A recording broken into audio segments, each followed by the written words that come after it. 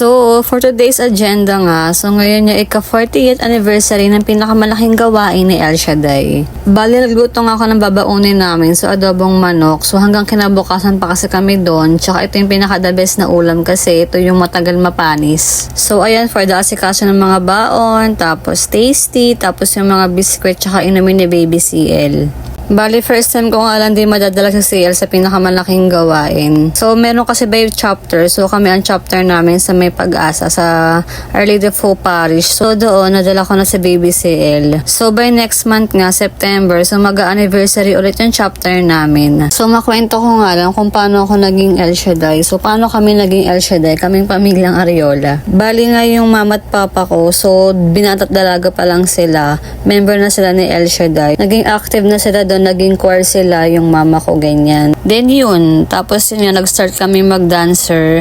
Pagkakatanda ko, grade 2 lang kami ni kuya noon. So grade 2 pa lang kami ni kuya, nagsasayaw na kami sa May Pag-asa chapter. So ito, share ko nga sa inyo yung mga pictures namin. So ito yung mga anniversary namin. So diba, ang lilit pa namin dyan, mga totoy at mga ano pa, nene. Malilit pa nga lang kami niyan. So nag-praise and worship na kami niyan. Grabe nga yung mga moment na yan. So sobrang sarap sa puso niya na sumasamba ka, na sinasayawan mo si God, nabibigay ka ng papuri at saya sa Kanya. And ayan, sobrang dami namin yan, dami naming dancers niyan. Ang gawain namin sa Pag-asa every Thursday. So every Thursday meron kaming prayer meeting, tapos every Sunday yung aming practice. And ito nga yung mga kapatid ko. So yung una, 3 pa lang kami sumasayaw. Tapos nung lumaki-laki na yung 2 kong kapatid, so ayan, sumasayaw na din sila. And hanggang sa nabuntis nga ako at nanganak, so ayan, next generation na yung mga anak namin. Sila na yung susunod na dancer. So fast forward na nga, so nasa jeep na kami nito papuntang Luneta. So noon kasi sa may Ambel Paranaque ginaganap. So ngayong taon, dito ginanap sa may Luneta Park, sa may Quirino Grandstand. Grabe ang tao. So sa labas pa lang, grabe na ang tao. So what more pa sa loob. So punong-puno na siya. Buti na lang nauna yung mga kapatid ko kaya nakahanap sila ng pwesto.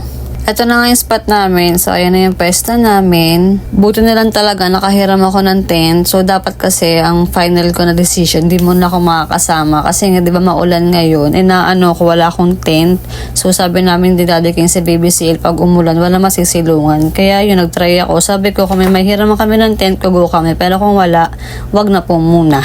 Nagising na nga ang Baby CL. So, ayan, nagulat siya kasi pagising niya, ang dami ng peoples. So, ayan, pinagmerienda ko na nga lang muna siya. At ako kumain muna ng kanin kasi alas 5 na ata kami nakarating din sa Luneta. Sobrang thankful nga rin ako dito sa Daddy King namin kasi ayan, niyaya ko siya. So sabi niya go lang kasi 'di ba sa mga ganto, minsan yung mga lalaki hindi sila maano sa mga gantong sa mga gantong event ganyan. So, happy 40th anniversary, El Shaddai. Saya nga ng puso ko na naka-attend ulit ako sa ganito. Kasi after kong mga anak, hindi na ako naka-attend. Tapos, syempre, di ba, nag-aalaga na ako ng bata. So, busy na. And ito, pinalakad-lakad muna namin sa Baby CL. So, may nakita kami ice cream. So, ayun, bumili muna kami. Tapos, ito, nilabas muna namin siya dito. So, sabi ko, ang laki ng playground niya. Kaya enjoyin niya na. Ito yung mga dancers. So, ayun, nakakamiss. So, habang pinapanood ko sila, sabi ko, namimiss ko na rin sumaya. Namimiss ko na rin mag-praise and worship. So, napakadaming dancers niya. Natuwan-tuwa nga kami kay Baby CL. Kasi, ayan, ang energetic niya. So, nakasabayan niya yung energy ng paligid niya. Tapos, nakiki-praise and worship siya.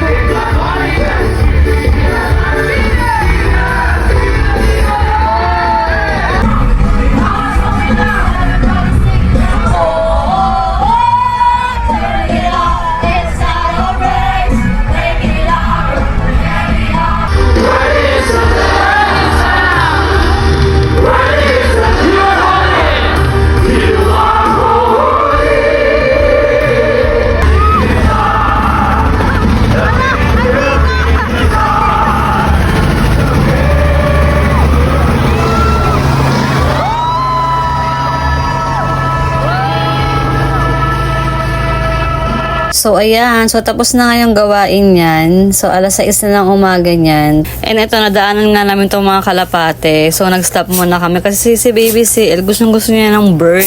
So, ayan, sabi ko, finally, may malapitang bird siya makikita. Oh, really good.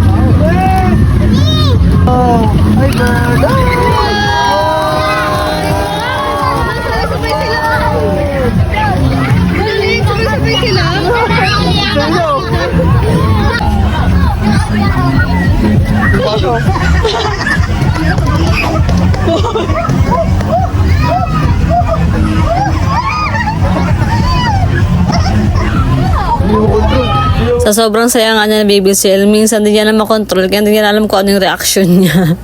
Tapos ayan, grabe, wala yung tulog na maayos, pero grabe sa jeep, oh. Napakabibong bata talaga, Diyos ko.